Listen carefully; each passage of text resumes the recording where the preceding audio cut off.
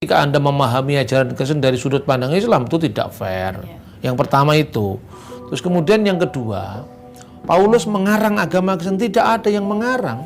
Karena kekristenan itu dipersatukan oleh apa yang namanya paradosis rasuliah.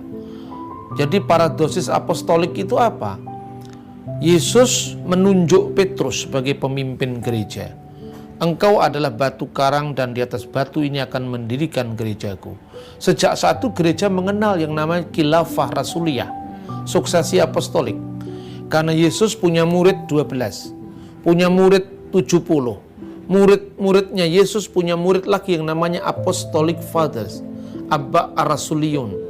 Dari apostolic fathers itu punya murid-murid lagi. Jadi Yesus punya murid misalnya Yohanes. Yohanes punya murid Polikarpus dari Smyrna. Polikarpus punya murid lagi namanya Irenaeus. Irenaeus punya murid lagi namanya Hippolytus, sampai bapak-bapak konsili, sampai gereja sekarang. Ajarannya bersinambung, bukan dikarang-karang oleh Paulus.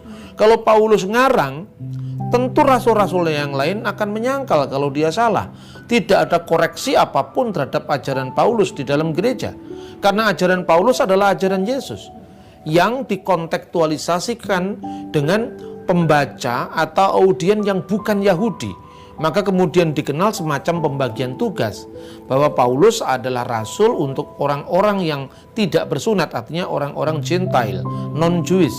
Sementara Petrus dan sebagainya dia berbicara kepada orang-orang Yahudi.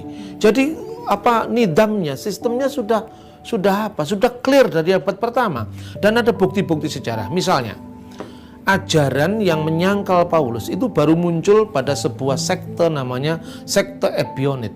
Sekte ini pecahan dari gereja Yerusalem. Jadi banyak orang salah mengerti.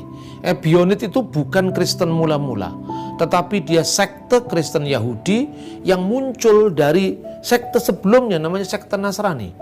Jadi seringkali orang disebut Nasrani. Itu tidak tepat. Kristen itu Kristen, Masihi bukan Nasrani. Nasrani itu sebutan Islam tentang kekristenan.